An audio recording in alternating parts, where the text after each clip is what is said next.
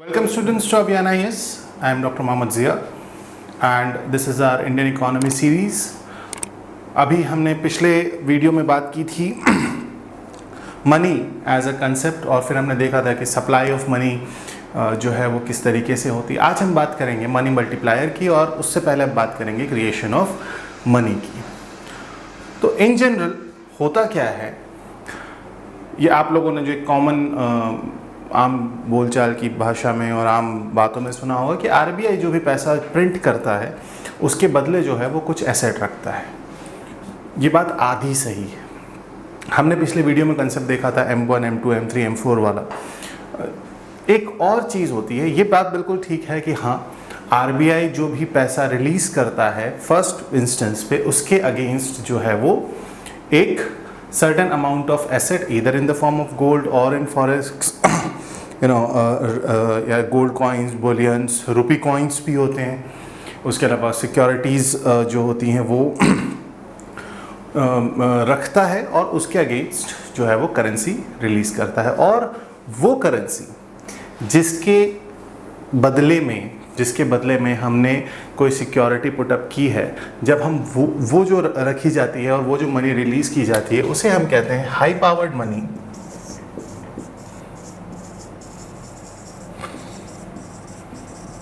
और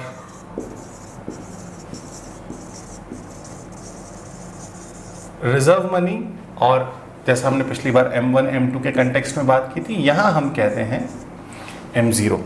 हम इसको हाई पावर्ड या रिजर्व मनी इसलिए कह रहे हैं क्योंकि इसके अगेंस्ट कुछ रिजर्व रखा गया है और यही पैसा जो है फर्दर बैंकिंग सिस्टम के थ्रू मार्केट में, इकोनॉमी में आता है और ये सर्कुलेट होता है।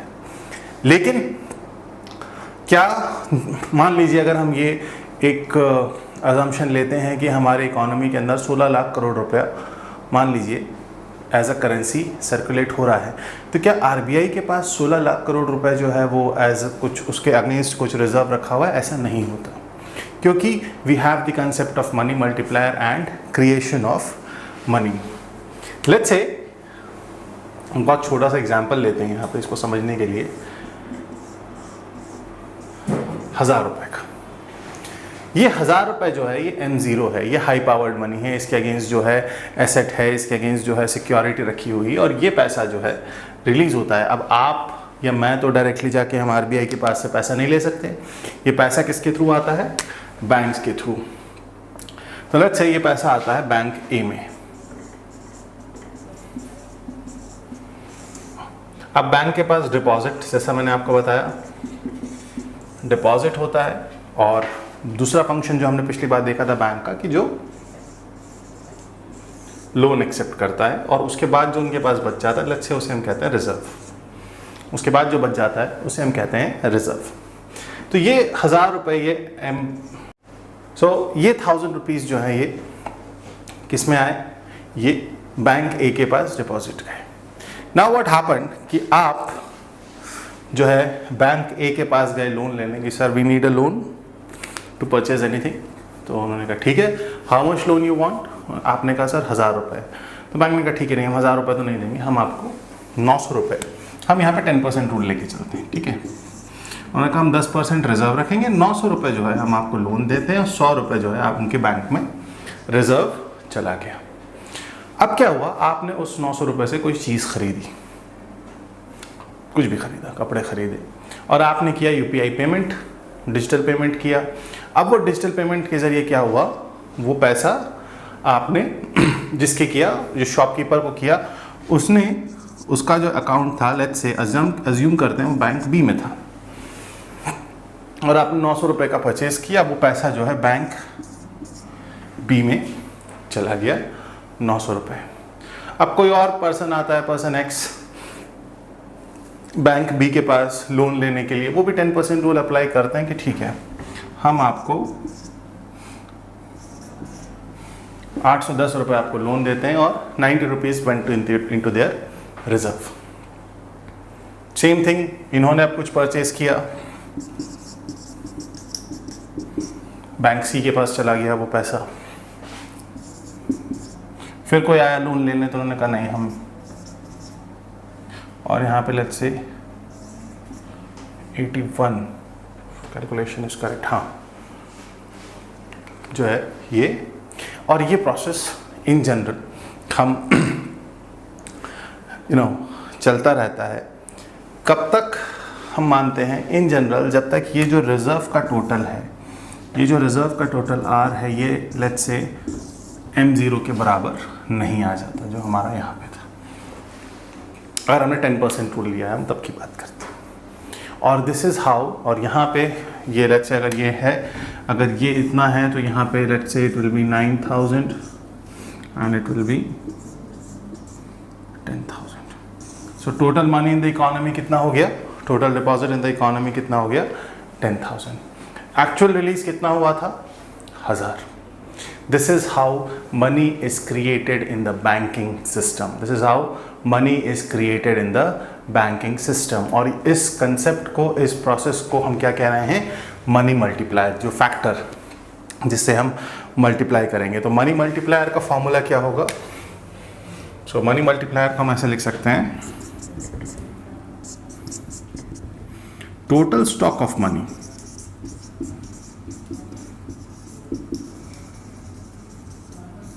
upon total stock of money upon total or the stock of reserve money.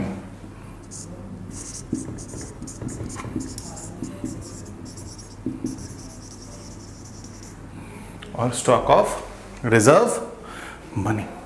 इस केस में 10, तो अगर मनी मल्टीप्लायर 10 है, इसका मतलब अगर M0 जो भी वैल्यू होगी वो 10 टाइम्स जो है वो क्रिएट हो जाएगी। ठीक है, अगर 10% रिजर्व है तो 10 टाइम्स हो जाएगी। अगर जितना ये रिजर्व कम होगा उतना ज़्यादा जो है ये मनी मल्टीप्लायर की वैल्यू जो है, आर की वैल्यू जो है वो ऊपर होती जाएगी। Fine, so this is the concept of money multiplier. Fine, means every hour reserve money generates that much times with using this formula amount of money. So if this is 4%, तो 25% जो है वो 25 times जो है वो it will reserve, but at present our money multiplier in economy is somewhere around 6 times. इसी से related एक कंसेप्ट और आता है इसी मनी मल्टीप्लायर से, एंड उसको हम कहते हैं वेलोसिटी ऑफ मनी सर्कुलेशन।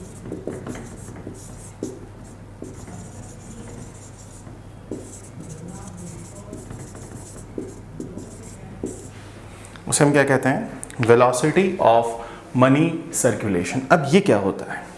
जब हम कहते हैं वेलोसिटी ऑफ मनी सर्कुलेशन, इसका मतलब ये होता है कि एक करेंसी नोट कितनी बार अपना हैंड चेंज करता है। मतलब मान लीजिए मेरे पास 100 रुपये थे, मैंने I just went out, had a breakfast, मैंने उस 100 रुपये का ब्रेकफास्ट किया। वो जो होटल वाला था, जो टपरी वाला था, उसने क्या किया? उस 100 रुपये को जो है उससे रॉ मटेरियल जो भी उसका सप्लायर है उसको दिया। उस सप्लायर ने क्या किया? होलसेलर को दिया। होलसेलर ने क्या किया? डिस्ट्रीब्यूटर जो भी चेन है उसको दिया, और उसने वो बैंक में जमा कर दिया। वही 100 रुपये कितनी बार उसने हाथ बदले, कितनी बार उसका हैंड चेंज होता है, इसको हम कहते हैं money velocity of circulation. Means average number of time the money process from one hand to another in an economy, we call that velocity of circulation. Now there are various factors through which this velocity of money is affected. For example, economy के अंदर let's say हम GDP की बात करते हैं, तो अगर GDP बहुत अच्छी होगी, बूमिंग फेज होगा, तो क्या होगा? ट्रांजैक्शन ज़्यादा होंगे, मीन्स वेलोसिटी ज़्यादा होगी। डल होगा, जीडीपी कम होगी तो वेलोसिटी कम होगी। या अगर दूसरे तरीके से कहें तो मार्केट में मनी, इकोनॉमी के अंदर मनी सप्लाई हो जाएगा, सबके पास लेट्स से 15-15 लाख रुपए आ गए, तो क्या होगा? वेलोसिटी कम हो जाएगी, क्योंकि सबके पास पैसा है। तो that velocity of changing hand will reduce. So these are the various factors which, and this velocity was something which is affected related to this, the idea of money multiplier. Now based on this, we'll jump to the next topic, we'll move on to the next topic for the day, and that is monetary policy.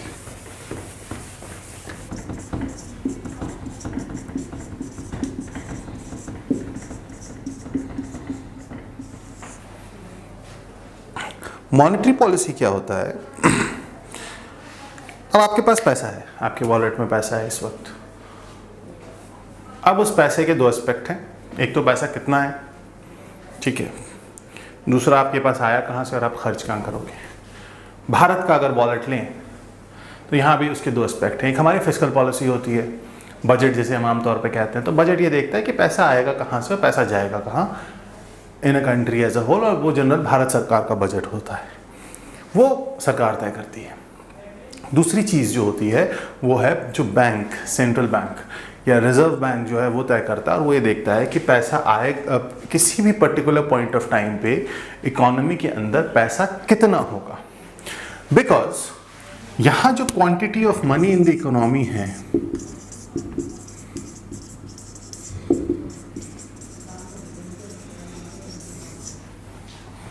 it is directly linked to inflation. ये जो quantity of money in the economy है, it is directly linked to inflation. Inflation मतलब अभी at this junction just understand महंगाई, कि economy के अंदर पैसा ज़्यादा होगा तो बहुत ज़्यादा सबके पास पैसा आ जाएगा, तो क्या होगा, पैसे की वैल्यू गिर जाएगी। पैसे की वैल्यू गिर जाएगी तो आपको खर्च करते वक्त तकलीफ नहीं होगी, तो आप बोलोगे 10 की जगह 20 रुपये ले लो, कोई दिक्कत नहीं है। क्योंकि जब सबके पास पैसा होगा, जब सबके पास पैसा होगा, मेरे पास भी 15 लाख, किसी का 20 लाख 25 लाख सबके पास आ गए, फिर क्या होगा, आपको उस वक्त आपको पैसे की वैल्यू सबकी जो है डिमांड बढ़ जाएगी। लेकिन क्योंकि प्रोडक्शन साइड पे उतना obviously no one can imagine कि सबके पास पैसे आ जाएंगे, तो प्रोडक्शन उतना हैवी नहीं होता है, उतना स्पीडी नहीं होता है, तो there is a mismatch between demand and supply. जब सबके पास पैसा ज़्यादा आ जाएगा तो आपको लगेगा ठीक है मेरे पास ज़्यादा पैसा है, I want this phone, let's use it. 10,000 का है, आप 12,000 ले लो, लेकिन हमें फ़ोन दे दो क्योंकि हमें तो महंगा फ़ोन चाहिए, हमें तो नया फ़ोन चाहिए। तो जब आपके पास पैसा ज़्यादा हो जाता है, जब इकोनॉमी के अंदर मनी सप्लाई ज़्यादा हो जाता है, तो रुपए की वैल्यू क्या होती है, पैसे की वैल्यू क्या होती है, वो गिरने लगती है, जिसकी वजह से लोग ज़्यादा खर्च करने लगते हैं, ultimately leading to inflation. Now this monetary policy यही तय करता है कि एक पर्टिकुलर पॉइंट ऑफ टाइम पे इकोनॉमी के अंदर कितना क्वांटिटी ऑफ मनी जो है उसकी ज़रूरत है और हमें कितना सप्लाई करना है थ्रू द बैंकिंग सिस्टम। ये कौन तय करता है? ये आरबीआई तय करता है। जैसे फॉर एग्जांपल जब फेस्टिव सीज़न आता है, दिवाली या दशहरा वाला जो समय होता है, उस समय आप देखोगे कि लोगों की परचेजिंग ज़्यादा होती है, लोगों को ज़्यादा चीज़ें खरीदनी होती है, फेस्टिव सीज़न है, people are purchasing a lot of things, so at that point of time economy requires more and more quantity of money. तब वहाँ रिलीज़ करना है, बहुत ज़्यादा सप्लाई हो गया, अब वापस लेना है, स्लो डाउन करना है, कब वापस लेना है। So all these things are what monetary policy is. इसका एक एस्पेक्ट और है, अगर आप मॉनेटरी पॉलिसी को देखोगे तो एक तो सेट ऑफ टूल्स हैं जिससे ये फ्लो ऑफ मनी जो है ये कंट्रोल हो रहा है, and that is what quantitative tools are.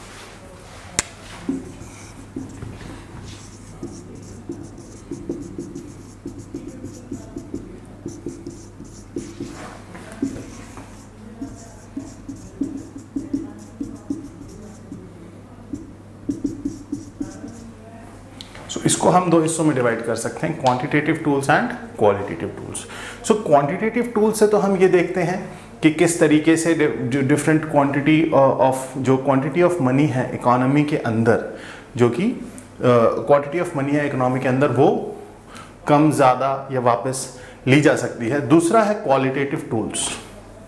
Qualitative tool वो है, क्योंकि देखो बैंकिंग इन जनरल, जैसे अभी हमने मनी मल्टीप्लायर कंसेप्ट में देखा कि पैसे का जो क्रिएशन है उसमें बैंक के अंदर डिपॉजिट होना बहुत ज़रूरी है, बैंक के अंदर डिपॉजिट होना बहुत ज़रूरी है। अब ये बैंक के अंदर डिपॉजिट ही अगर नहीं होगा तो क्या होगा? That whole chain of creation will slow down, velocity will go down, money multiplier will come down, and ultimately it will affect the health of the economy. Now to maintain, to keep economy in a good health, it is very much essential that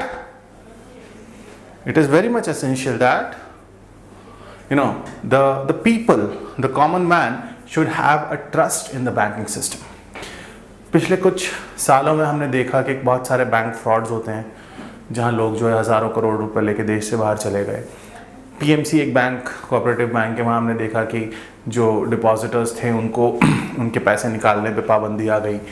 इस तरीके के अगर event होंगे, इस तरीके के अगर cases होंगे जहाँ पे बैंक्स जो हैं वो उनके पास जो पैसा रखा हुआ है उसका मिसयूज़ शुरू हो जाता है, या जो भी उनके पास प्रोविजंस है उनका वो लूप होल्स निकाल के उनका मिसयूज़ करना शुरू कर देते हैं, तो अल्टीमेटली क्या होता है, लोगों का जो ट्रस्ट है बैंकिंग सिस्टम के ऊपर वो गिरने लगता है।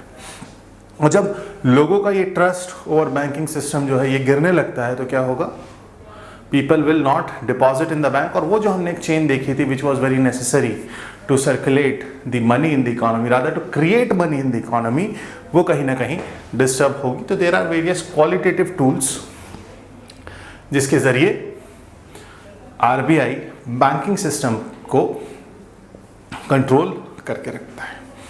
ठीक है, पहले हम देखते हैं क्वांटिटेटिव टूल्स।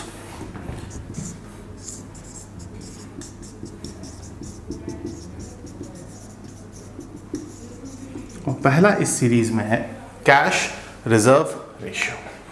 क्या होता है, जो भी शेड्यूल कमर्शियल बैंक्स हैं, जो भी हमारे कमर्शियल बैंक्स हैं, उनको लाइसेंसिंग देने का काम किसने कर रखा है, उनको लाइसेंस देने का काम कर रखा है हमारे आरबीआई ने। तो जब वो लाइसेंस लेने जाते हैं तो आरबीआई बोलता है देखो तुम्हें जो है कुछ सिक्योरिटी रखना पड़ेगा हमारे पास।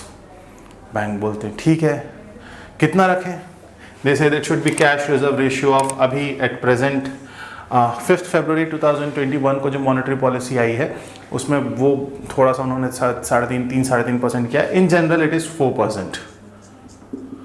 हम 4% मान के चलते हैं समझने के लिए, कैलकुलेशन ईजी हो जाएगा। कैश रिजर्व रेशियो कितना, 4%। उन्होंने कहा ठीक है 4% आपको क्या करना पड़ेगा, आपको ये 4% जो है ये रखना पड़ेगा किसके पास, आरबीआई के पास। मींस कैश रिजर्व रेशियो वो अमाउंट है जो बैंक रखता है किसके पास, आरबीआई के पास। अब सवाल उठता है कि सर ये 4% किसका, ये जो 4% है it is of their total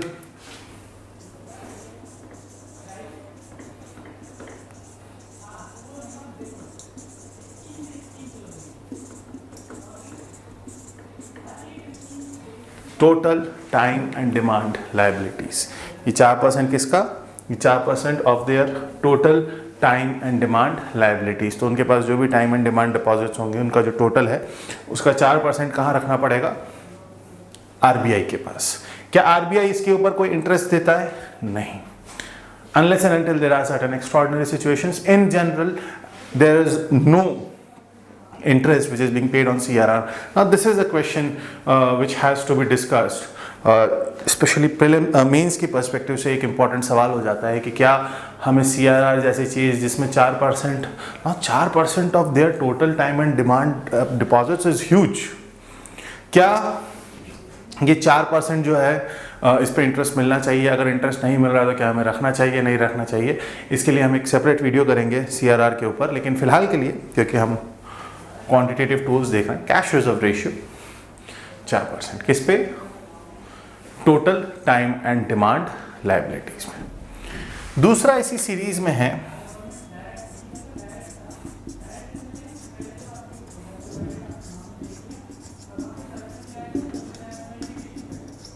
statutory liquidity ratio. दूसरा क्या है, स्टैट्यूटरी लिक्विडिटी रेशियो, SLR जिसे हम कहते हैं। ये क्या है, ये वो चीज़ें हैं, ये वो रेशियो है, ये वो रिजर्व है जो बैंक को अपने पास मेंटेन करना है, not necessarily in the form of cash only. Not necessarily सिर्फ कैश में होना ज़रूरी नहीं है, ये जो है ये कैश भी हो सकता है, गोल्ड भी हो सकता है, गवर्नमेंट सिक्योरिटीज़ भी हो सकता है, ट्रेजरी बिल भी हो सकता है, और या ऐसा कोई और फाइनेंशियल इंस्ट्रूमेंट जिसकी परमिशन आरबीआई दे दे। और ये किसके पास मेंटेन होता है, ये बैंक के खुद के पास मेंटेन होता है। इसकी वैल्यू कितनी है, 18%।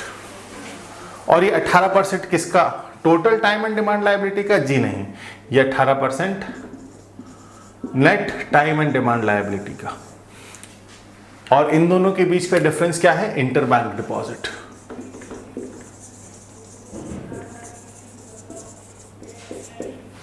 इन दोनों का जो डिफरेंस है वो क्या है, इंटरबैंक डिपॉजिट। ठीक है, सो ये हुआ CRR और SLR, और इन दोनों को कंबाइन में हम क्या कहते हैं, लीगल रिजर्व रेशियो। मींस ये हर बैंक को मेंटेन करना ही है, चाहे वो शेड्यूल कमर्शियल बैंक हो, चाहे वो जो स्टेट कोऑपरेटिव बैंक हैं उनको भी CRR है, लेकिन हो सकता है RBI उनके लिए कुछ अलग नॉर्म्स जो है वो सेटअप कर दे, लेकिन ये मेंटेन सबको करना है। यही वो वैल्यूज़ हैं, यही वो रिजर्व्स हैं जिनके बदले RBI ये मानता है कि banking system is in good health. और अगर कोई बैंक इस चीज़ को फॉलो करने में, इस चीज़ को फॉलो नहीं कर पाता है तो उसको पीनल रेट लगता है, उसको पेनल्टी लगती है। What is that penal rate? What are the further tools of this quantitative, what are the further quantitative tools of the monetary policy? This we will look into the very next video. Till then, do give your valuable comments, like the video, share it, share the word, क्योंकि as of now we are going to provide all these things free of cost on YouTube. So have a great time, stay safe, stay healthy. Thank you so much.